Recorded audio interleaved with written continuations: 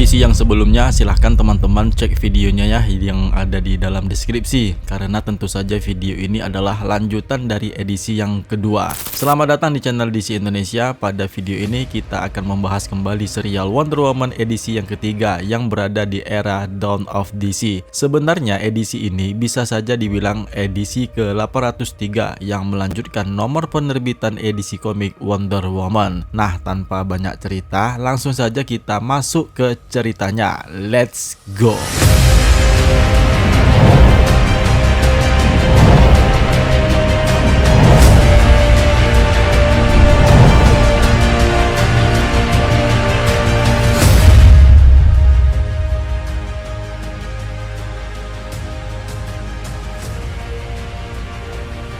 Wonder Woman melakukan perjalanan ke sebuah gedung untuk mencari Sersan Steel. Gedung tersebut terlihat sebagai markas besar Southhead Defense Industries. Namun Diana sadar bahwa itu hanyalah tampilan luarnya saja. Gedung itu ternyata adalah markas AXE dan dia tahu bahwa Steel ada di dalamnya. Dengan nada yang sopan, Wonder Woman pun bertanya kepada resepsionis di mana ruangannya Sersan Steel. Namun sayangnya, resepsionis yang sedang fokus mengisi buku teka-teki silang malah cuek dan tidak mau memberitahu di mana ruangan kerjanya Sersan Steel. Namun ketika dia menyadari orang yang bertanya itu adalah Wonder Woman, si resepsionis langsung mengarahkan Wonder Woman di mana ruangan Sersan Steel. Nah, ketika Wonder Woman memasuki lift, dia menemukan seorang penjaga keamanan yang berusaha untuk menghentikannya. Wonder Woman pun terpaksa melumpuhkannya. Dengan menggunakan tangga lift yang mencapai lantai tertinggi di lantai 32,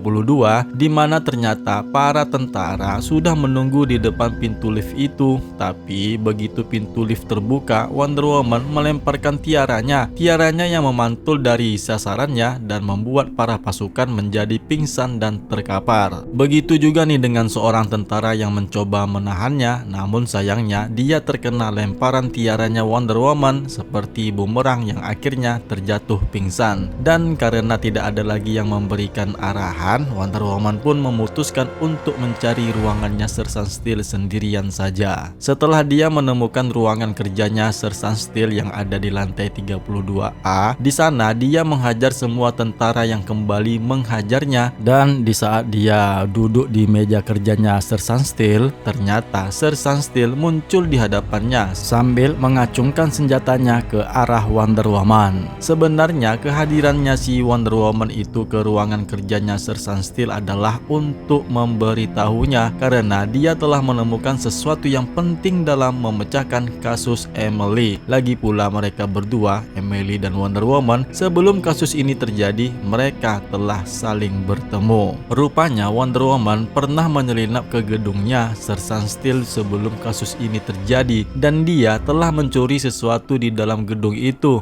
Meskipun itu dianggap tidak sopan, nah untuk kali ini makanya Wonder Woman pun datang dengan cara yang baik dan sikapnya yang sopan ini untuk bertanya kepadanya mengenai kasus perseteruan mereka. Ternyata Steel dari awal sudah mengetahui tindakan Wonder Woman yang bakalan datang ke kantornya dan menerobos masuk ke gedungnya. Itulah sebabnya dia memberitahu setiap agensi di Washington. Dia menggunakan kelompok pasukan bersenjata dengan daya tembak yang cukup untuk menjatuhkan Justice League dan tetap akan mengejar Emily yang telah menghajar beberapa pasukan pria di West Billing. Kemudian Wonder Woman pun mengetahui apapun perbincangan antara Sersan Steel dengan Kolonel Steve Trevor mengenai peristiwa itu. Oleh karena itulah dia ingin Steve Trevor memberitahu Wonder Woman bahwa mereka punya petunjuk tentang Emily. Sersan Steel yang sudah memasang jebakan ini dan terlihat di luar gedung itu sudah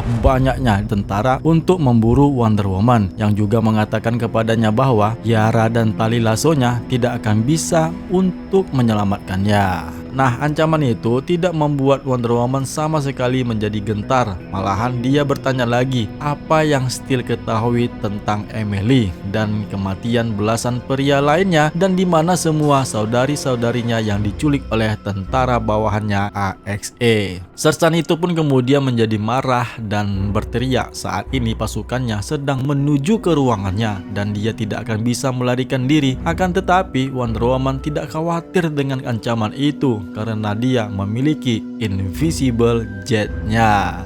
Menyadari Sersan Steel telah dikalahkan sekali lagi, dia pun tidak punya pilihan selain memberikan apa yang diinginkan Wonder Woman. Dia pun akhirnya memberinya laporan medis berisi informasi tentang Emily dan mengatakan bahwa anak buahnya menganalisis bar West Billing, tempat pembantaian yang telah terjadi. Mereka menemukan sebuah noda kecil darah yang diambil salah satu korban dari Emily. Menurut analisa mereka, Emily sedang hamil.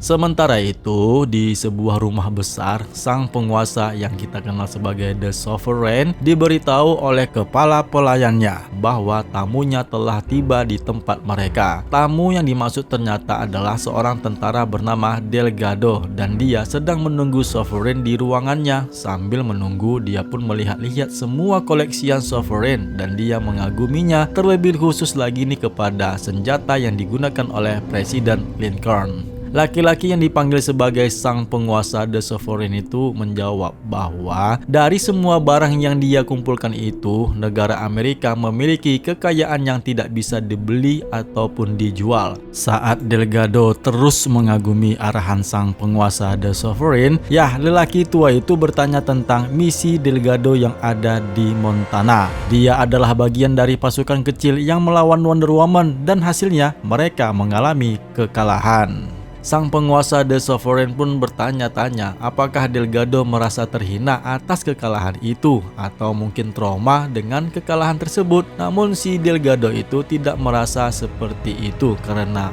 mereka pernah melawan Wonder Woman. Sedikit terkejut dengan alasan Delgado tersebut, The Sovereign pun kemudian menunjukkan miliknya yang paling berharga dari semua koleksiannya, yaitu Lasso of Lies. Mereka berdua memegang tali lasso berwarna hitam dan The Sovereign bertanya kepada Delgado apakah kekalahannya di tangan Wonder Woman mengurangi kejantanannya. Tali lasso itu pun mulai mempengaruhi pikiran Delgado dan di bawah kekuatannya dia mengatakan bahwa ya, The Sovereign benar.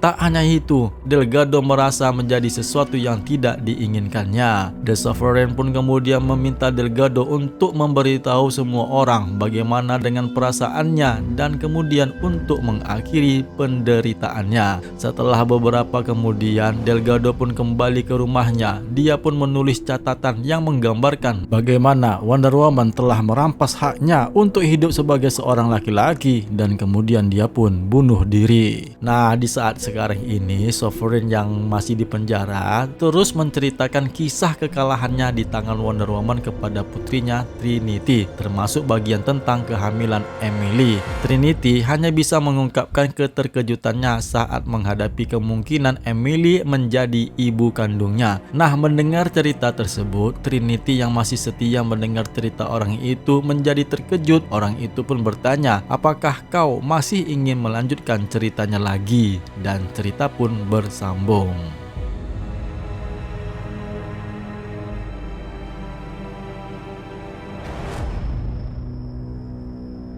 Dan selanjutnya, cerita bagian kedua dari edisi ini menampilkan masa lalu Trinity yang menjadi adik angkatnya Superman John Kent dan Robin Damian Wayne.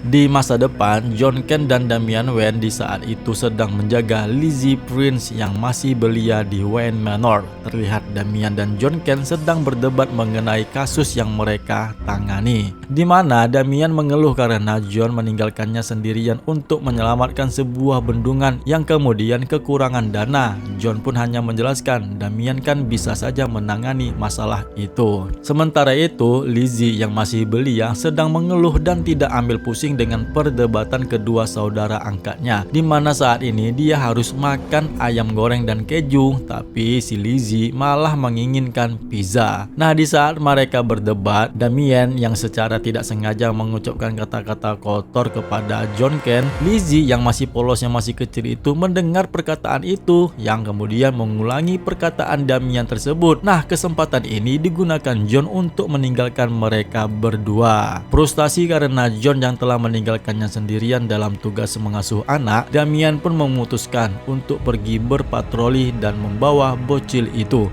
Lizzie pun diberi gelar sebagai Wonder Robin. Nah, saat mereka berpakaian, Damien pun mengajarinya cara mengikat tali sepatu dan mengakui bahwa dia tidak pernah menikmati masa kecil yang bahagia seperti ini karena dulunya dia tinggal bersama kakeknya, yaitu Ra's al Ghul. Nah, beberapa saat kemudian mereka pun melakukan misinya. Robin Damian Wayne mengajarinya dasar-dasar pahlawan super dan Wonder Robin membuktikan dirinya ternyata cepat mempelajari dan menguasainya sampai-sampai dia dengan mudah melumpuhkan Killer Croc. Beberapa jam kemudian John kembali ke Wayne Manor dengan keadaan yang basah kuyup. Pembicaraan mereka pun mengungkapkan tentang bendungan yang akhirnya selesai dikerjakan oleh Superman John Kent. Nah, saat mereka berbicara, John Kent melihat Lizzie tertidur di sampingnya ada Damien yang sedang menjaganya. Akhirnya pun mereka berdua bersama-sama mengakui bahwa dengan merawat adik perempuan angkat mereka itu sangatlah tidak mudah. Namun mereka sangat menyayangi Lizzie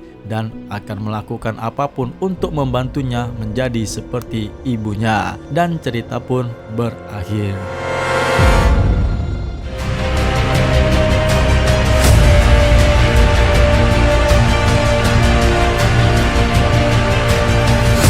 Nah, itulah dia kedua cerita yang ada di komik Wonder Woman edisi ketiga yang kita bahas pada kali ini. Tuliskan komentar teman-teman mengenai cerita ini di dalam kolom komentar ya. Terima kasih bagi teman-teman yang sudah subscribe, yang sudah support mengirim super thanks. Semoga kita sehat selalu. Sampai jumpa pada video berikutnya. Salam DC Indonesia karena kita pecinta DC dari Indonesia.